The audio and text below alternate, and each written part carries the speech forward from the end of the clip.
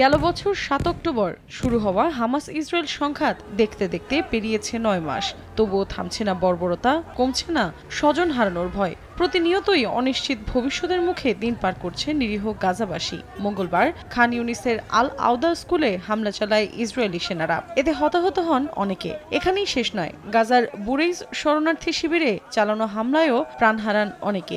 একই দিন উপত্যকাটির আরও বেশ কিছু অংশ খালি করার নির্দেশ দেয় নেতানিয়াহু বাহিনী। এ অবস্থায় প্রাণ বাঁচাতে হাসপাতাল ছাড়তে ব্যস্ত কর্মরতদের পাশাপাশি মুমূর্ষু রোগীরাও।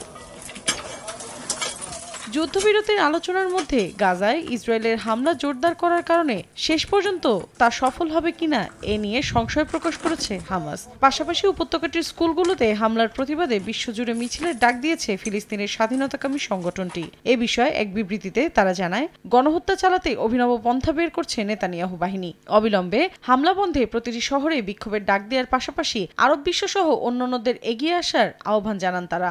নগদের কাছে সব গ্রাহকই প্রিয়, তাই তো সারা দেশে ক্যাশ আউট চার্জ সবচেয়ে কম। চলমান যুদ্ধে গাজায় খাবারের সংকটের কারণ হিসেবে ইসরায়েলকে দায়ী করে সতর্ক করেছেন জাতিসংঘের 10 জন বিশেষজ্ঞ।